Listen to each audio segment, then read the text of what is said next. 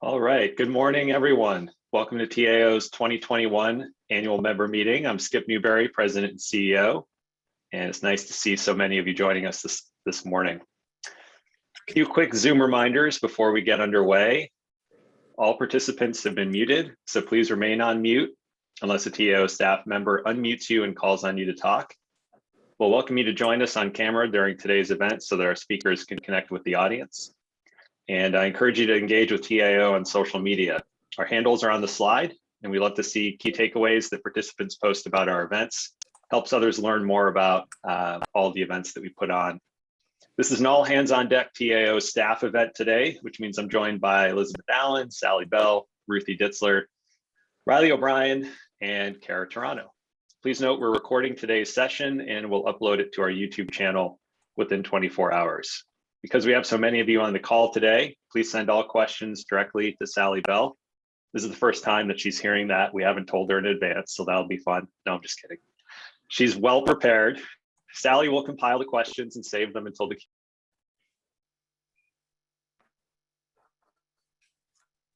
Speaking of the Q&A session, here's a look at our agenda for today with our welcome review of 2021, what to expect in 2022, and presenting the newest TAO Board of Directors members, last but not least. It's my pleasure to introduce now John Kochevar, who's the VP of IT and Supply Chain and CIO at Portland General Electric. And he's also the chair of TAO's Board of Directors. And he's going to welcome you all and officially kick off the annual member meeting. John, the floor is yours. All right, Skip. Hey, thank you for the introduction and welcome to everybody. Happy Wednesday to you. Happy fall, happy November. It's amazing how fast time flies. Hopefully you all are doing well and are enjoying the change in colors and the change in season.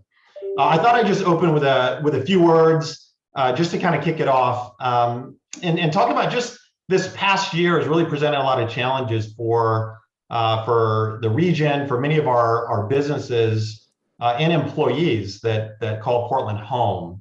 And so as I think about what many of us have had to sort of navigate through this year, you've got executives and managers that have had to figure out how to keep employees engaged while working remotely.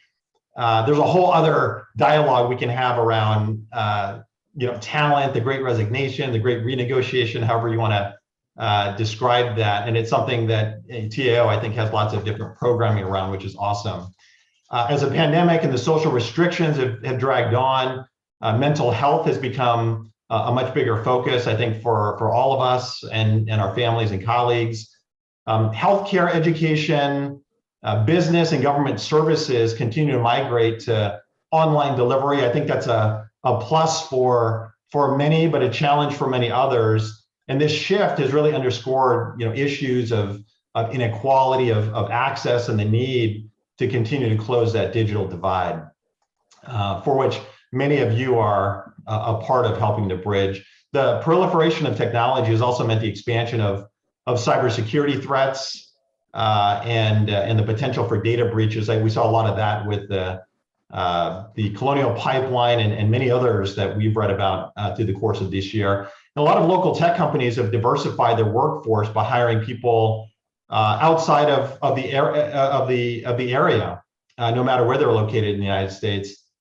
And as some tech companies have become more decentralized and distributed, like many of us working from home now, it's even more important that as a region, we invest in the policies and infrastructure and programs that are going to help make this place attractive to tech talent. And that means expanding opportunities and pathways for the people that live here, and also making this place attractive to people who might want to relocate from someplace else. And so on this last point, that means addressing critical issues facing our region, such as homelessness and affordable housing, public safety, and recognizing that this global pandemic over the last 18 months has in some ways transformed the way that people live and work. And so the positive side of this is that we've got an opportunity to reimagine the kind of community that we collectively want to build. So I see our region's tech industry and TAO as playing a central role in this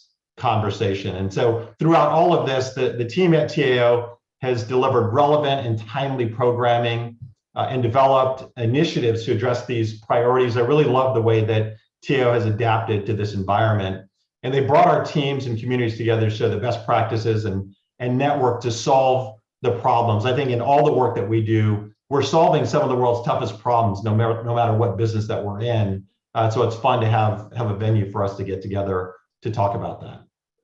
And they've also engaged our public officials and other stakeholders to help improve the region's economic competitiveness and address the related issues that I talked about earlier. And so I want to take this opportunity to thank the team at TAO for all their hard work and dedication to the tech community and their perseverance in navigating through the past 18 months. And I want to thank all of you as well for your membership and engagement with TAO over the past year. Looking forward to the next year, where I think we're going to have a different set of challenges, but more importantly, a different set of opportunities as well. So Skip, I'll hand it back to you. Thank you, John. Well said, and thank you so much for your ongoing support and leadership. We definitely greatly appreciate that here at TAO. So just quickly, the year in review, kind of by the numbers. We had a big year at TAO, so let me give you a rundown of some of the highlights. All data is up to date as of Monday, November 1st. 158 new member companies were welcomed to TAO in the last year. Over 3,000 members in the Tech Oregon Mobilize community, which is our online member engagement platform.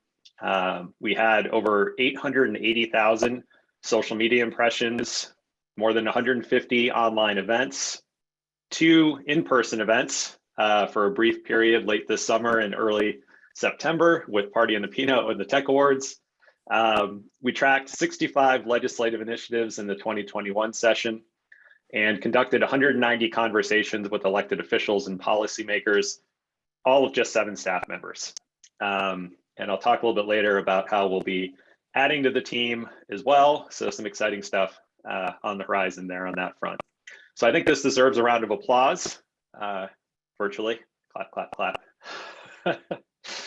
Now Kara is going to highlight some of our more significant accomplishments of the year. Kara? Thanks, Skip. I missed real applause. Not that your clap, clap, clap wasn't very well done.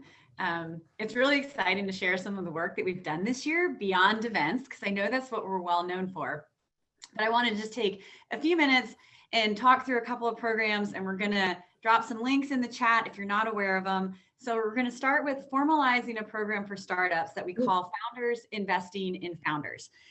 That's been in business. Well, these are for companies that have been in business for 3 years or less and are making under 500,000 in ARR. This program is underwritten by exited founders in the region, and we're excited to have the first event with this cohort of 6 founders and over 55 startups later this month. Elizabeth is going to drop a chat about this program, in a link into the chat about this program.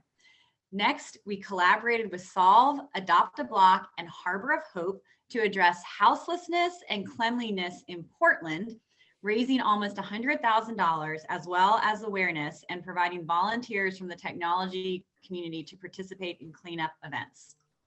We are working currently with Representative Nancy Nathanson to develop a cybersecurity workforce bill. As we know, there are many cybersecurity roles open in the region, and the need for that talent continues to grow, as John mentioned in his opening remarks. And we are partnering with House Speaker Tina Kotex to create a tech advisory council for the state of Oregon. And then we have to point out some of the amazing work being led by Sally Bell in the Southern Willamette Valley, who's partnered with Lane Workforce Partnership to bring 2 leadership cohorts that are focused on cultural intelligence for HR and hiring managers working in Eugene, Springfield, and surrounding areas, that provides a template for TAO to offer this training statewide. The TAO team has also reinvigorated our communities of interest this year and brought 7 back to the region, including TAO Pride, our technologist group, finance, people, sales, data analytics and strategic leadership, or DASL, and the Leader Launchpad for professionals looking to advance their careers. Elizabeth is going to drop a link to our communities page in the chat, and a few of those still have events before we close out 2021, and we'll talk about that at the end. TAO works with several different organizations on diversity and tech initiatives, and we have a couple of updates. We have launched a Black and Latinx discussion group led by Andrea Rideau, who specializes in culturally specific therapeutic discussions. We have 2 more of these sessions open to folks that identify as BIPOC, and we'll share that registration link later in the program. In partnership with SEDCOR and the University of Oregon, the TAO team delivered 2 all-virtual design sprint hackathons. Yes, it is as complicated and hard to engage folks as it sounds, but one focused on ag innovation and one was creating solutions for the 2022 World Athletics Championships in Eugene. And we did have some awesome solutions coming out of those events. If you check out our 2021 Oregon Tech Industry Report, we incorporated a lot of tech workforce diversity information, which Elizabeth is going to drop the link to in the chat right now. And lastly, we internally tracked our speaker demographics this year as part of our partnership with Prosper Portland to be held accountable for our own DEI programming. We intended to increase the diversity of TAO speakers. Our goal was to have at least 50% of our speakers who identify as BIPOC women, LGBTQIA and/or veterans. And as of today, 65% of our speakers this year have identified as one or more of those groups. So huge round of applause to everyone on the TAO team, our speakers, our sponsors, and members of our community who have stepped up to talk. Lastly, because we haven't done enough, we launched the TAO Job Board, which was sponsored by the US Department of State and PGE, and have had over 1,000 jobs posted this year. If you're not familiar with it, Elizabeth is dropping that link to the job board into the chat, so go ahead and check it out. As mentioned before, we've vastly expanded our Oregon Tech Industry Report with a lot of relevant information around talent, workforce, and funding trends. And lastly, based on our work over the past year, TAO was recognized by the Tech Councils of North America, or TECNA, for our innovative work in 2 different areas, our signature events and our diversity, equity, and inclusion initiatives. So kudos again to the TAO team. And with that, I'm going to hand it back over to Skip to take us through some of the trends we've seen this year. Thanks, Kara. So I'm going to quickly go through some of the trends, some of which John touched on a bit during his opening remarks, and tie this into kind of what this means for what TAO is focused on as we head into 2022, and how some of these trends will help inform much of our programming and initiatives. So obviously, global pandemic has accelerated a lot of trends that preceded it, and in other ways, it's also transformed the way we live and work. One question that I think we're going to be grappling with going forward is what kind of community do we want to live in, and what kind of companies do we want to build and or work for? And that's going to be a question that continues to animate a lot of our work. Some folks are also still reacting to what's in front of them, while others are seeking to understand some of what these changes mean and are seeing opportunity. And so we'll be looking to bring in folks who are looking at the horizon and can help guide some of our members as they're seeking to chart a path forward coming out of the last 18 months. Another thing that we're looking at really closely is we're still a relatively fragile economy, but tech has proven to be fairly resilient in terms of economic indicators during the last 2 years.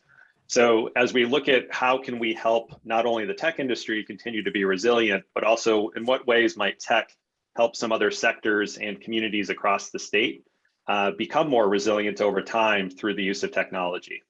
We view our role at TAO as helping our members in the broader community see opportunity in this change and opportunity in this growth. If we go to the next slide, remote work is also a big trend that we're paying a lot of attention to right now. We have a lot of members that are all over the map in terms of remote first versus office first. We have some members who are going to be requiring all their employees to go back in person starting in 2022. And then, of course, there are others who are saying we're going to be remote for the foreseeable future. I think it's a grand experiment that will greatly transform a lot of how companies operate day to day. And it has implications for managers and for employee engagement that we're only just starting to see. One thing that's important in all of this is some companies are also looking at cost of living adjustments. And we'll talk a little bit more about that a little bit later in the presentation, based on where people live. Other companies, again, are taking the opposite tack and just essentially saying you get paid the same amount no matter where you're working. And then with decentralized organizations, in terms of our economic development work, we're looking at the fact that companies are hiring and growing no matter where the talent is located. And so we have an opportunity as a region to think about what kind of infrastructure do we want to build and strengthen so that we become an attractive place for people to continue to grow their careers who have started out here, and then also for people who are looking to grow their careers and may want to relocate. Go to the next slide. We're also going to see a lot more big bets from tech companies, and not just on product innovation, but also on organizational design and employee benefits innovation. And all of this is being driven by this war for talent. Gravity Payments is an example, company out of Seattle. They've made a lot of press in the last couple of years because they announced that they're paying essentially a minimum salary of $70K across all their positions. And they're also paying consistently across all markets, including in their Boise office. It's going to be paid the same as Seattle, even though the cost of living is lower. Facebook decided to take the opposite tack, where they're going to be doing cost of living adjustments in different markets. And so again, we'll see how this all plays out.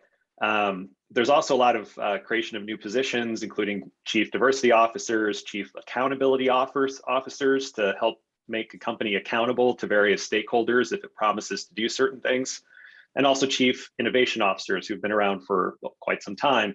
I think the risk in all of these positions is if a company isn't approaching all of these things, which are important from the top down, bottom up, and across organizations, there's a risk that it becomes a siloed activity and it's not integrated across the company. So this is something we'll be talking a lot about in our people and culture communities, and also with our executive groups, as we start to look at what are some of the ways programmatically that companies can wrap their heads around these trends, and how do they become successful as organizations. If we go to the next slide. We've also got a lot going on in talent. Flexibility rules. We've done some work with Milliman, as well as a lot of surveying of our members. And the number one thing, even apart from compensation, has been flexibility. And I think the pandemic and issues around childcare to dealing with elderly parents, to you name it, has really pointed to the benefits of flexibility offered by employers. So that's something that's going to help, I think, define a lot of benefits going forward.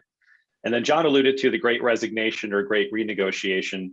That's something, again, that has shifted kind of the power dynamic to employees rather than employers. And already there's this war for talent going on in tech. So we're going to start to see, I think, some more innovation, as I mentioned earlier, around benefits, around organizational design, and how companies are structured. And then finally, mental health burnout. A lot of implications for how companies can connect with their employees, especially in remote environments.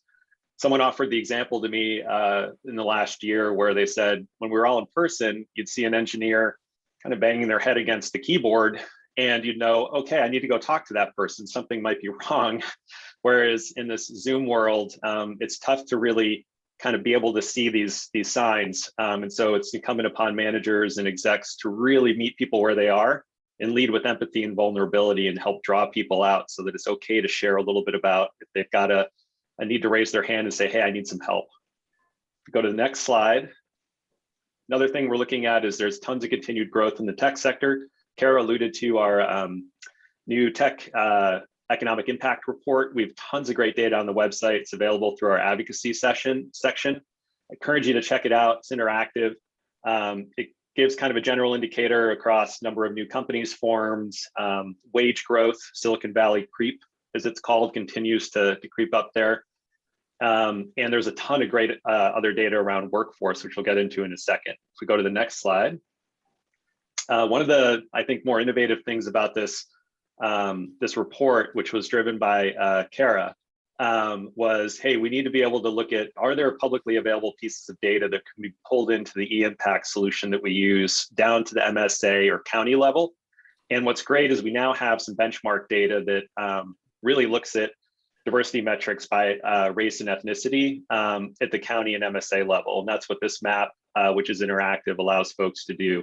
Interestingly enough, Malheur County is the most diverse per capita in Oregon in terms of tech occupation codes. If we go to the next slide. One thing I did want to mention is sort of a transition is as much as Oregon is behind Washington and Arizona in terms of diversity in tech across a number of occupation categories, we're doing a lot better than Utah and Colorado. Colorado's had explosive growth overall in tech jobs and tech companies locating there, but they've been really struggling on the diversity front. So we'll see if that factors into some of their future economic growth in tech or not. But we'll be continuing to look at how we compare to other states as well. Also looking at for states that are doing better, what are they doing right? So for this slide, skills that are in greatest demand are demonstrated here, as well as where there's gaps in the supply demand continuum. Some of these have huge gaps, some are pretty close.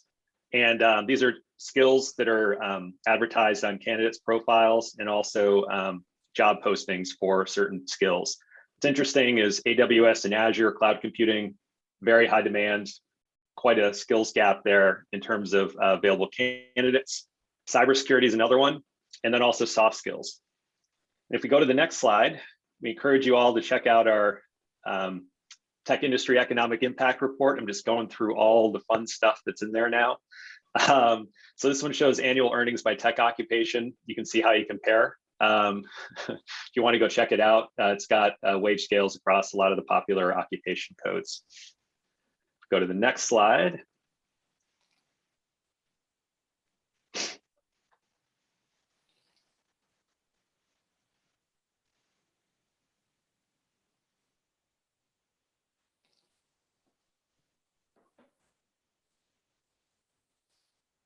Looks like there's a little bit of a lag.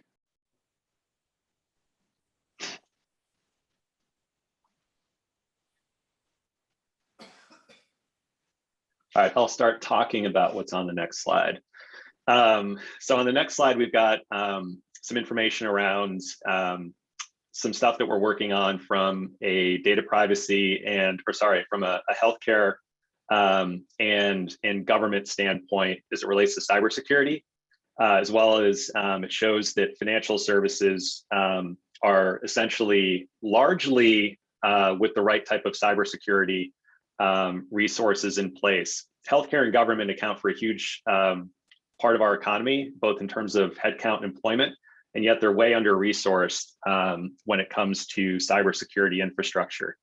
So one thing that Kara mentioned is we're working on a bill that's workforce related that's going to help address the fact that we've got 3,000 cybersecurity positions that are open since 2018 in Oregon. And our top programs, if they were fully funded and everyone stayed in the state that graduated, you'd have about 100 candidates a year. So we're falling further and further behind as this growth in cybersecurity jobs continues unabated.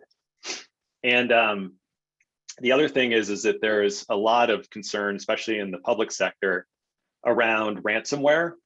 And so the challenge there is that we've got under-resourced school districts, local governments that are essentially being held hostage by cyber criminals. And then they're having to pay ransoms, in order to get their systems and data back. And so it's quite a scourge on our economy and on people's trust in the systems that these organizations are running. So this bill will attempt to address that by looking at are there opportunities for more funding for some of the programs that exist in Oregon that just need additional scale to churn out more grads, and also provide folks with applied learning opportunities and work more closely with cyber professionals to serve these under-resourced school districts as well as local governments. And then also, I just wanted to mention that on the data privacy front, this is on slide 18. We've got some Oregon consumer data privacy legislation that we've been working on with the Attorney General's office for the last couple of years. TAO has been part of what's called the Central Table, along with some different labor unions, privacy advocate organizations, and other trade groups.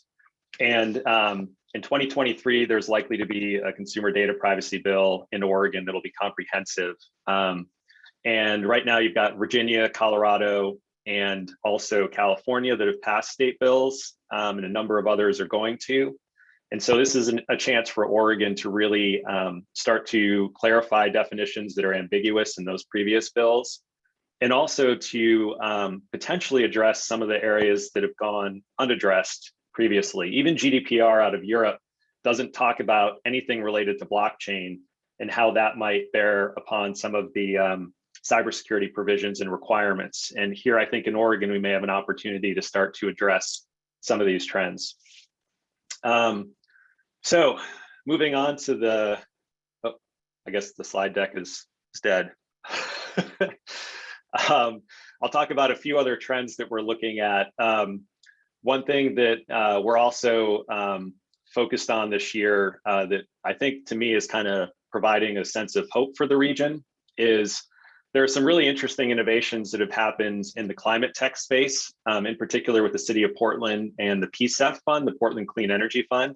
It's unique in the US and it's throwing off close to $100 million a year. And it's investing in things like innovation and climate resiliency and energy retrofits, and serving primarily underrepresented communities in the Portland area. And so there's an opportunity also to have it focused around workforce opportunities. And we're working with the port and some other stakeholders around the possibility of a climate tech accelerator here that would help work with some of the companies and nonprofits to get funding through the PCEF program to further scale their activities. And then also related to that, around how do you help companies scale? We've been doing some work with SEDCOR in the Mid-Valley around an ag innovation hub with some EDA funding federally over the last couple of years. And there's also a potential for an ag tech accelerator that comes out of this. We have one more year worth of funding from the EDA, where we've been doing some design sprints to help connect the community together and a variety of different stakeholders.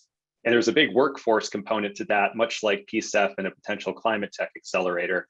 And so in thinking about not only how do you form new companies, but also how do you give applied learning opportunities to folks from the broader community who might want to either dip their toe in the water or pursue tech careers in an interesting way. And I think there's a way to do both with how some of these accelerators are structured going forward. In the rural context, it's more about inspiring folks who come out of rural communities to see a future in technology and agriculture innovation. Finally, I'll also mention that we have our TAO Foundation, which is going through a strategic planning process. It's being led by Dwayne Johnson and a number of our board members, including Charmaine, Mike, and also some folks from Central Oregon as well, contributing to that at the board level.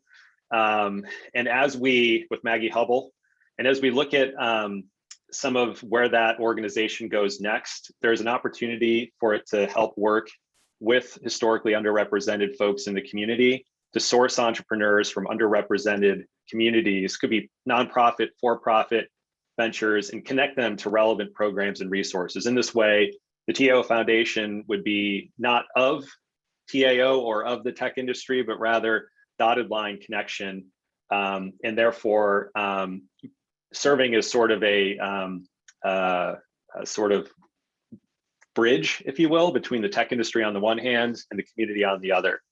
We also have a closer relationship that we're working on with SETI, and Nandini over there is leading that effort, associated with PSU's Digital City Testbed Center and PSU. Another organization that is focused around smart cities and test beds. And we recently had an opportunity to talk to the City of Montreal and their Urban Innovation Lab, which is essentially an entity that was created by the City of Montreal to run some of its programs, in some cases co-creating policies and technology projects with members of the community.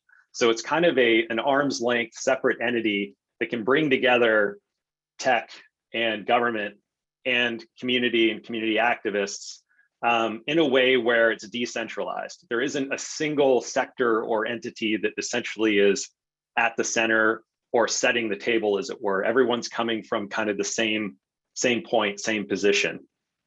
And so it would essentially be a decentralized sandbox of sorts that would help potentially move forward some of this work around civic innovation that's been longstanding in the region. So communities that succeed in this new environment need to have the right kinds of workforce and education programs that help people grow as professionals throughout their careers. And we really need to be building this infrastructure here in Oregon and Southwest Washington. And I'll end with this slide that is kind of rudimentary, but has kind of like a lattice structure. And one way I like to think of our community going forward is, and this is what other communities are going to be doing too, how do we have a variety of programs that are well aligned that help people throughout their careers, throughout their education pathways, where they can continually learn, access new programs and trainings as necessary? Because for the small and medium-sized companies that we largely represent, they can't do all of this in-house.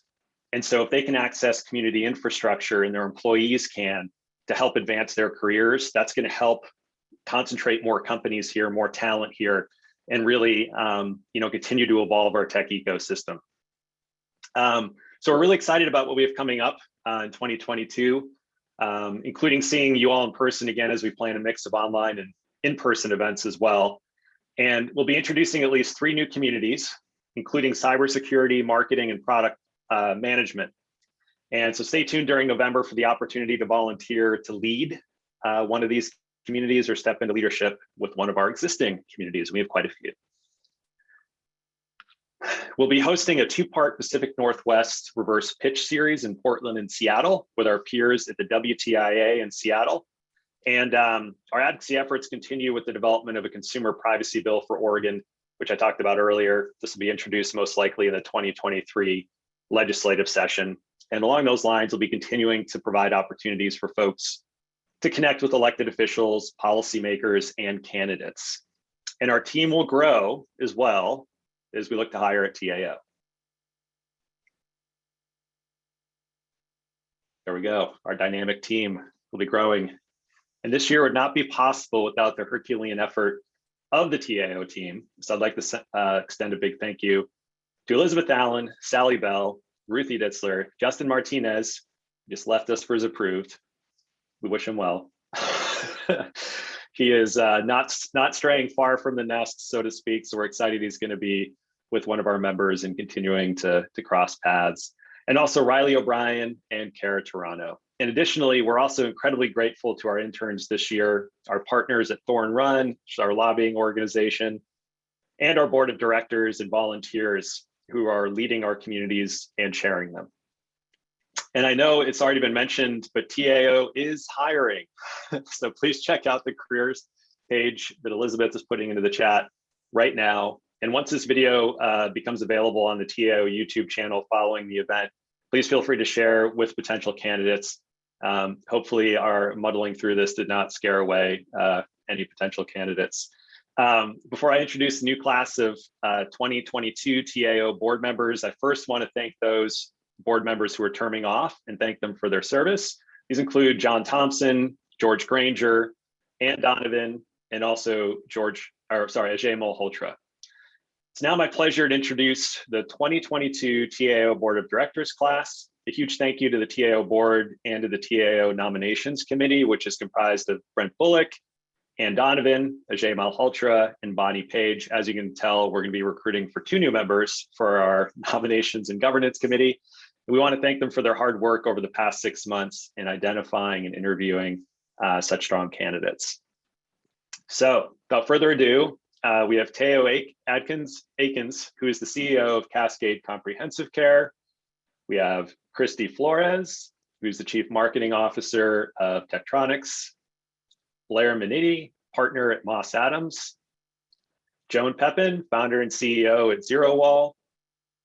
Sue Richards, Global Head of Print Microfluidics, Technology and Operations at HP. Tony Seminary, founder and CEO at IT Motives. Rashid Scaff, President, CEO, and Co-Chairman, Biamp Systems. Josh Smith, partner at Tonkin Torp. Michelle Soares, VP of Technology, Portland Trailblazers. A warm welcome to our incoming class of board members. And now we're going to open it up to some Q&A. So I'll ask Sally Bell to start reading the questions that have been submitted. Thanks, Skip. Thanks, everyone, for being here. Skip, we've had a lot of open questions in the chat, but not a lot of direct questions to me.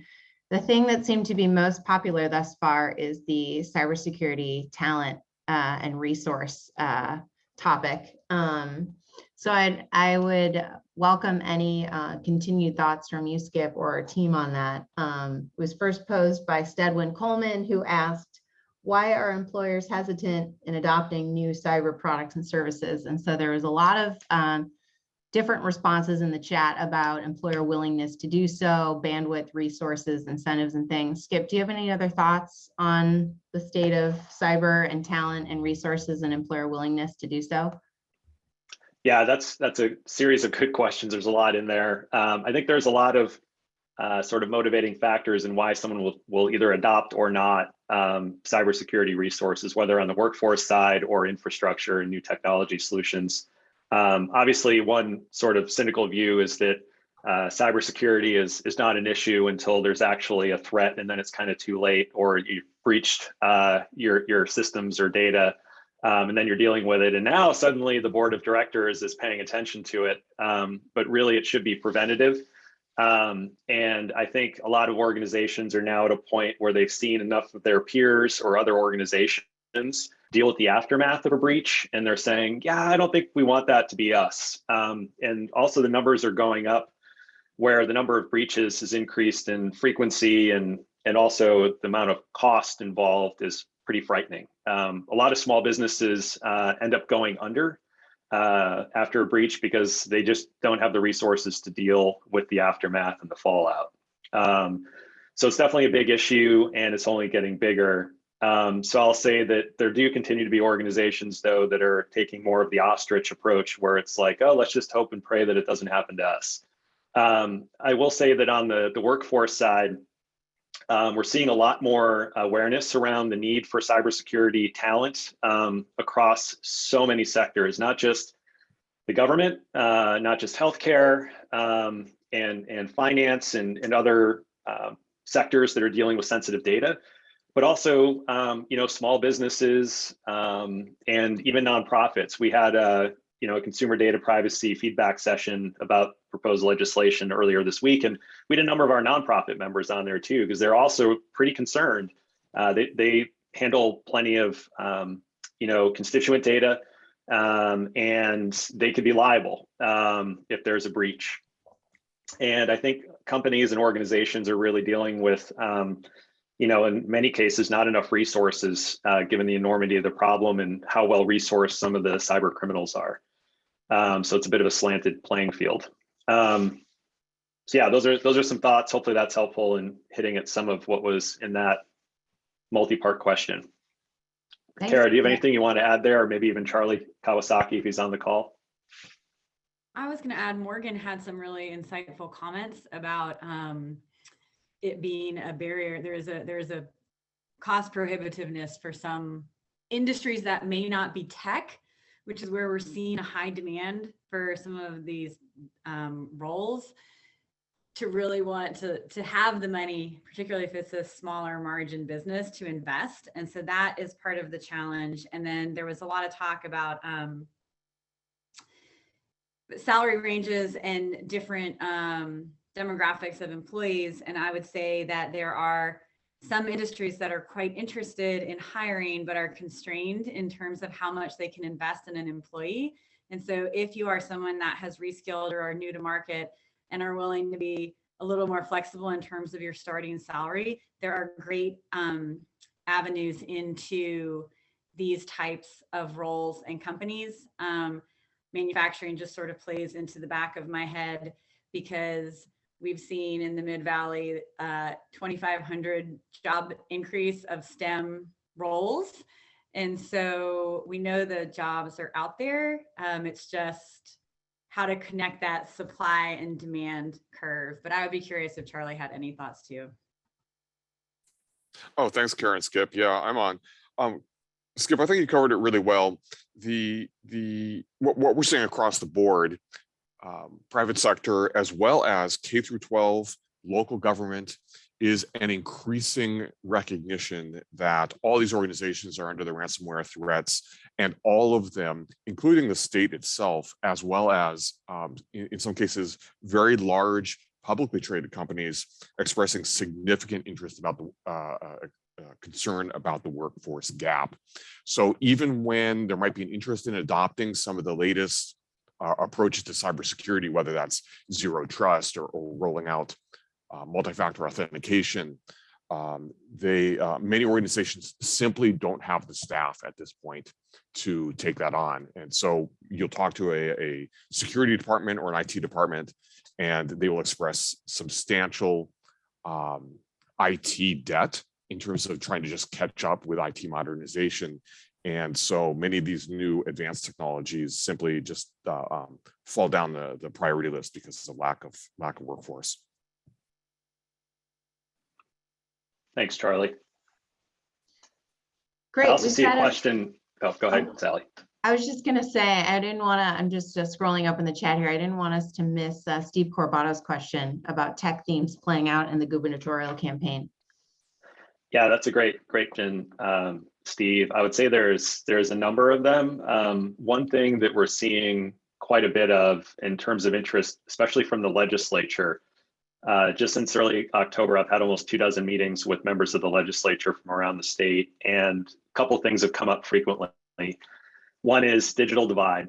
So this is near and dear to your heart, I know, as it relates to broadband access across the state, as well as wireless. So making sure that there's greater connectivity, whether from a first responder perspective, as folks may get stranded, have a health event in different parts of the state, we need to make sure that they have access to communications that can quickly both notify first responders and then have first responders connect with each other and respond in kind.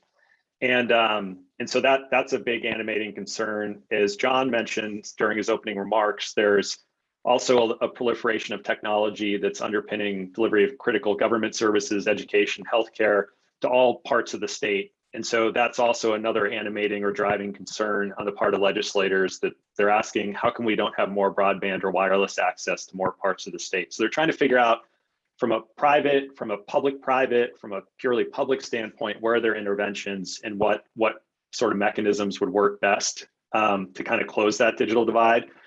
Apart from the infrastructure, there's also the issue of devices, and then also training for folks that maybe aren't as familiar with how to access certain applications once online.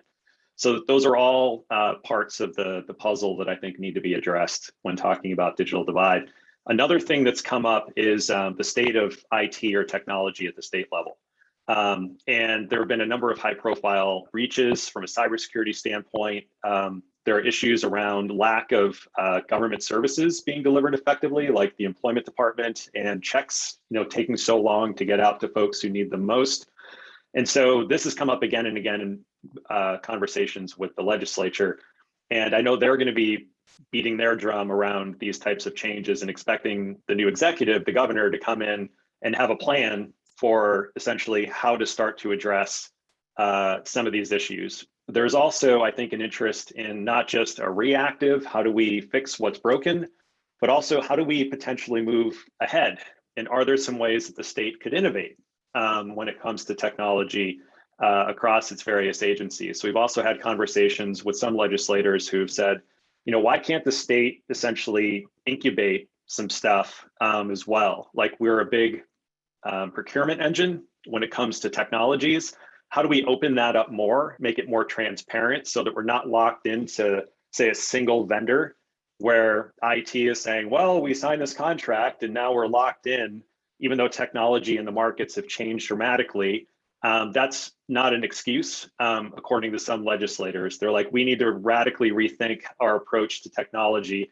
Some places we can't afford to fail. Okay, let's recognize those. But in other cases, how do we move the needle and push the envelope a little bit harder? Because their constituents are demanding it in the last 8 months, as they can't get access to basic services in some cases. So that's an opportunity for us to, I think, potentially move the needle with a new governor. And then finally, around workforce, including, are there pathways for folks who haven't had access to tech careers? A lot of the stuff we talked about earlier around growth and new opportunities and high wages, not everyone has access, right? And so how are we able to, through our workforce system, K through 12, make sure that the pathways are such that we're taking care of our own before we're thinking about like, okay, how are we also making it attractive for folks who are highly educated and experienced elsewhere? You know, obviously we want to have those folks here too, but if we're leaving our own population behind, that's a huge problem. So those are also things that are kind of animating some of these conversations. Kara, Sally, any others that you might like to add? Yeah, I think I was Oh, just going to say with so much potential money on the table with these federal packages that got issued, you know, we have real potential to garner some of those large scale grants in the next year. And so I think that'll be really interesting to see how that influx of resources impacts candidates' response to how we can continue to leverage those going forward. Thanks, Sally. Yeah, so as a kind of a tack on to the digital divide theme, we had a direct question from Joe Mall, who's the executive director for the Mackenzie River Trust here in Southern Willamette Valley. Thanks for being here, Joe. Joe had more of a direct question about TAO member interest and activity around you know, investment in rural areas, telecoms, et cetera. You know, with COVID and wildfires and water availability and increased strain on resilience. What are we seeing, Skip, in terms of just kind of the membership landscape in terms of interest or engagement around these topics?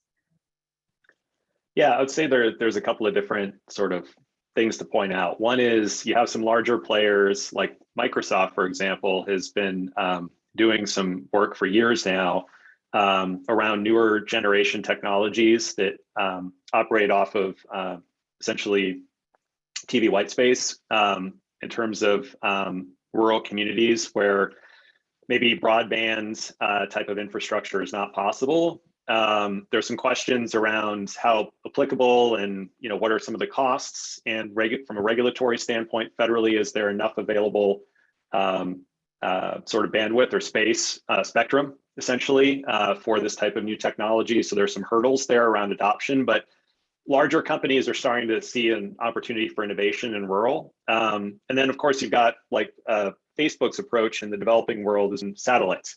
And Bill Gates has invested in some companies that are also looking at kind of a satellite mesh network type of approach to solving this problem. So there's definitely some innovation happening there at a grand scale. And then on a more smaller grassroots local scale, we've seen a lot of innovation from smaller private ISPs, where they're seeing some of the federal money coming through and they're saying, okay, is there an opportunity for us to come up with some different business models here and approaches to how we deploy technology in rural areas. And then also, frankly, we have member companies here like Packstar, for example, Charlie's current employer still, I think, technically, maybe not, that has done work globally around complex communication systems in really rugged terrain, a lot of times dealing with conflict areas like, you know, the Middle East or parts of Africa, and in places where broadband and wireless and connectivity is really tough to come by. They've made it work from a communication standpoint. So I think between organizations, that Kiva.org has a pretty decent presence here as well. And they've been doing some really interesting stuff around like payments and equity issues in the least developed or developing parts of the world, in terms of like, how do they get access to folks where, you know, critical infrastructure is not reliable? So how can stuff, you know, essentially take advantage with whatever devices people might be using, whether it's a flip phone, not a smartphone. A lot more activity is happening around mobile devices. And so there's some work there that I think has happened outside of the United States that frankly is some of the most innovative, because it's done without like necessarily having all the greatest resources in the world. So if you can do it in a resource scarce environment, we should be able to figure this out here in the US. So those are, I guess, a little bit winding and rambling, but those are some of the things that we're seeing across grassroots, more mid-sized, smaller companies, and then some very large ones too in terms of innovation. Thanks for that, Skip. Another follow-on as we talk more about rural technology. A question just came in from Joe and Mamura about recovery funds. And if we have any data on some of those programs and whether can we show that there's been an improvement in rural technology upgrades? I mean, I have some thoughts around, fiber to the home and things that are going out on Eastern Oregon and the North Coast, but I'm curious your thoughts on any evidence we're seeing there. Yeah, I would say from my personal opinion, I'm not aware of any reports yet. I think it's still too early to tell. But Steve Corbato might actually have some more insight here. They're squarely in this space. And I know that they've been starting to look at not only what are the opportunities to grab some of the funding that's coming down the pike, but also what are some of the performance metrics going forward around showing success, and then how do we build on that? Skip, I can just, this is Steve Corbett with Link Oregon, I can just follow on that. We are seeing, I think, several communities around the state that have either through some combination of public funding, usually USDA Reconnect, or equity investment, have deployed fiber to the home. I think it's on the order of 6 or 7. We are tracking 2 waves of anticipated federal funding. The legislature approved $120 million for rural broadband this past session. Treasury is actually sending close to $160 million. So it'll be interesting if that gets plussed up. And then if and when the bipartisan infrastructure bill passes, that could be sending $500 to $600 million. So several of us have been involved in discussion with Representative Marsh about a strategic approach to making sure this money gets spent well and really addresses the problem to the level of 95 to 97% broadband availability. And by broadband, I mean real broadband at the level of 100 megabits symmetric. So it's a good question. Thanks, Skip. Thanks, Steve.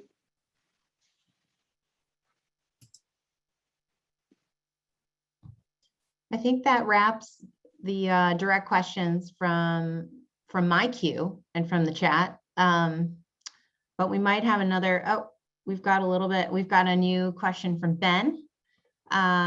Wondering about the pressure coming in from DC. Wouldn't it make sense to invite both Meta and Alphabet to help? Ben, is that in response to some of the sort of rural broadband conversations, or was it in response to another part of the thread?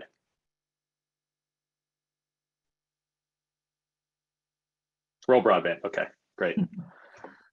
Yes, no, definitely. I think the more the merrier in terms of creating some competition to kind of out innovate and be early in the queue in terms of having the solution that's most successful in solving this problem. I think a lot of companies want to be first. And I think we all benefit from that. So yeah, I think that's a great suggestion. And Ben, thanks again for your willingness to participate. I don't know, it's probably like what, 4 o'clock in the morning or 2 o'clock in the morning and in Singapore right now. I don't know, 1 a.m. Okay, great. He is one of our more dedicated members.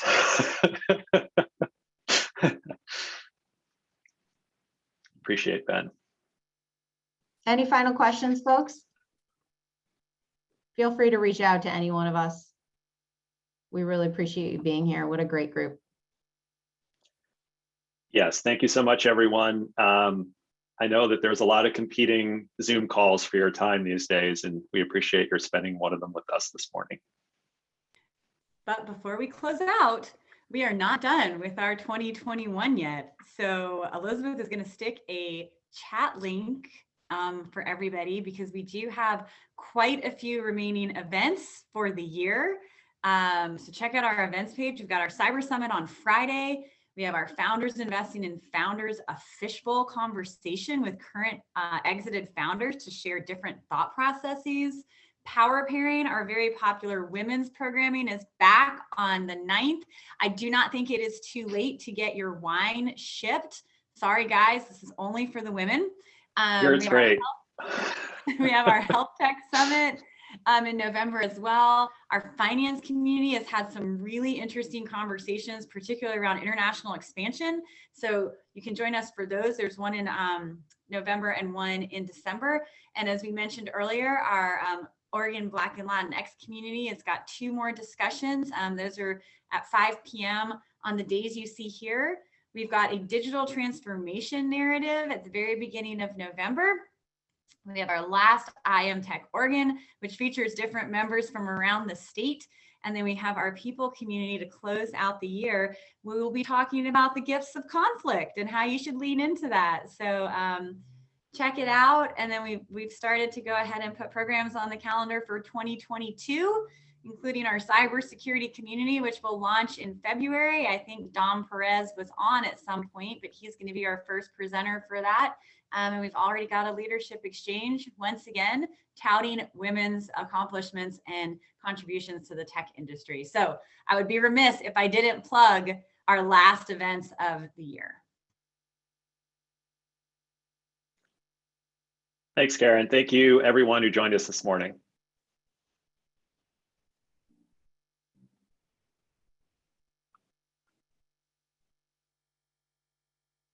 See you guys.